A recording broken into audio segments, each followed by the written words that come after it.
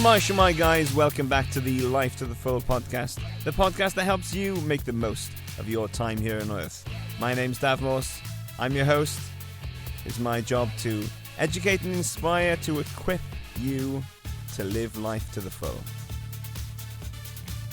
Today we return to the Richest Man in Babylon. For those of you unaware, every once in a while I sprinkle into the podcast a little chapter of a book which I found particularly helpful, particularly inspiring, called The Richest Man in Babylon.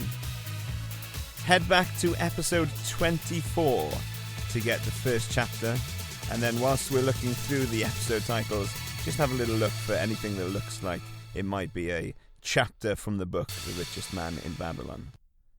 I've been super inspired over the last few weeks to see the podcast growing, to see interactions on threads growing, to see that people are listening and enjoying. It is an encouragement to me, and I very much appreciate every one of you who listens. Season 3 is coming up soon. I've got interviews lined up with a few different people to talk about mental health. We will have those on the podcast in the next little while, so stay tuned for those. I'm very much enjoying and appreciating the feedback on lifestyle design that I'm getting over on Threads. So if you are on Threads, head over. It's a bit like X, but for Instagram.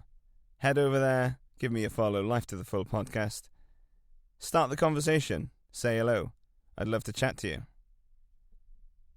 I am mostly enjoying listening and debating and talking to people who are interested in designing a life that they don't want to retire from, designing a life they're excited to live, and making changes towards that ideal lifestyle. So if that's something that interests you, head over, say hello. Without further ado, here is the next installment of The Richest Man in Babylon. The Walls of Babylon. Old Banzar, grim warrior of another day, stood guard at the passageway leading to the top of the ancient walls of Babylon. Up above, valiant defenders were battling to hold the walls. Upon them depended the future existence of this great city, with its hundreds of thousands of citizens. Over the walls came the roar of the attacking armies, the yelling of many men, the trampling of 1,000 horses, the deafening boom of the battering rams pounding the bronzed gates. In the streets behind the gate lounged the spearmen, waiting to defend the entrance should the gates give way. They were but few for the task. The main armies of Babylon were with their king, far away in the east, on the great expedition against the Elamites. No attack upon the city having been anticipated during their absence, the defending forces were small. Unexpectedly, from the north, bore down the mighty armies of the Assyrians, and now the walls must hold, or Babylon was doomed. About Banzar were great crowds of citizens, white-faced and terrified, eagerly seeking the news of the battle. With hushed awe, they viewed the stream of wounded and dead being carried or led out of the passageway. Here was the crucial point of the attack. After 3 days of circling about the city, the enemy had suddenly thrown his great strength against this section and this gate. The defenders from the top of the wall fought off the climbing platforms and the scaling ladders of the attackers with arrows, burning oil, and if any reached the top, spears. Against the defenders, thousands of the enemy's archers poured a deadly barrage of arrows. Old Banzar had the vantage point for news. He was closest to the conflict and first to hear of each fresh repulse of the frenzied attackers. An elderly merchant crowded close to him, his palsied hands quivering.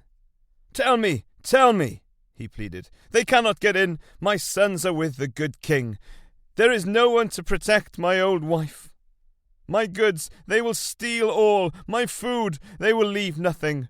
We are old, too old to defend ourselves, too old for slaves. We shall starve, we shall die. Tell me they cannot get in." "Calm thyself, good merchant," the guard responded. "The walls of Babylon are strong. Go back to the bazaar and tell your wife that the walls will protect you and all of your possessions as safely as they protect the rich treasures of the king. Keep close to the walls, lest the arrows flying over strike you." A woman with a babe in arms took the old man's place as he withdrew. "Sergeant, what news from the top? Tell me truly, that I may reassure my poor husband. He lies with fever from his terrible wounds, yet insists upon his armour and his spear to protect me, who am with child. Terrible, he says, will be the vengeful lust of our enemies should they break in. Be thou of good heart, thou mother that is, and is again to be. The walls of Babylon will protect you and your babes. They are high and strong. Hear ye not the yells of our valiant defenders as they empty the cauldrons of burning oil upon the ladder scalers?" "Yes, that I do hear, and also the roar of the battering rams that do hammer at our gates." "Back to thy husband. Tell him the gates are strong and withstand the rams. Also, that the scalers climb the walls, but to receive the waiting spear thrust. Watch thy way and hasten behind you buildings." Banzar stepped aside to clear the passage for heavily armed reinforcements. As with clanking bronze shields and heavy tread, they tramped by. A small girl plucked at his girdle. "Tell me, please, soldier, are we safe?" she pleaded. "I hear the awful noises. I see the men all bleeding. I am so frightened. What will become of our family, of my mother, little brother, and the baby?" The grim old campaigner blinked his eyes and thrust forward his chin as he beheld the child. "Be not afraid, little one," he reassured her. "The walls of Babylon will protect you and mother and little brother and the baby. It was for the safety of such as you that the good Queen Semiramis built them over 100 years ago. Never have they been broken through. Go back and tell your mother and little brother and the baby that the walls of Babylon will protect them, and they need have no fear."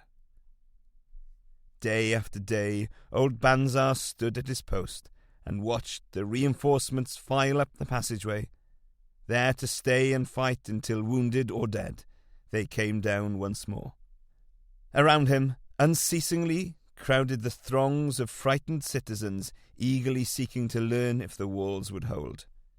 To all he gave his answer, with the fine dignity of an old soldier.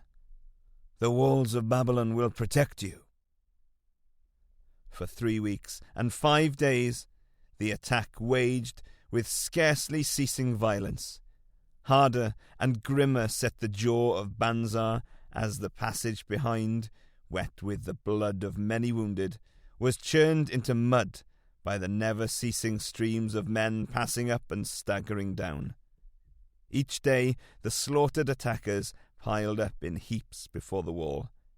Each night they were carried back and buried by their comrades. Upon the 5th night of the 4th week the clamour without diminished. The first streaks of daylight illuminating the plains disclosed great clouds of dust raised by the retreating armies. A mighty shout went up from the defenders. There was no mistaking its meaning. It was repeated by the waiting troops behind the walls. It was echoed by the citizens upon the streets. It swept over the city with the violence of a storm. People rushed from the houses. The streets were jammed with a throbbing mob. The pent-up fear of weeks found an outlet in the wild chorus of joy. From the top of the high tower of the Temple of Bel burst forth the flames of victory.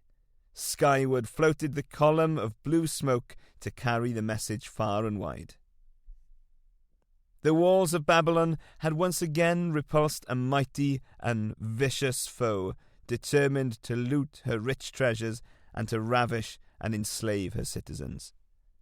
Babylon endured century after century because it was fully protected. It could not afford to be otherwise. The walls of Babylon were an outstanding example of man's need and desire for protection. This desire is inherent in the human race. It is just as strong today as it ever was, but we have developed broader and better plans to accomplish the same purpose. In this day, behind the impregnable walls of insurance, savings account, and dependable investments, we can guard ourselves against the unexpected tragedies that may enter any door and seat themselves before any fireside. We cannot afford to be without adequate protection.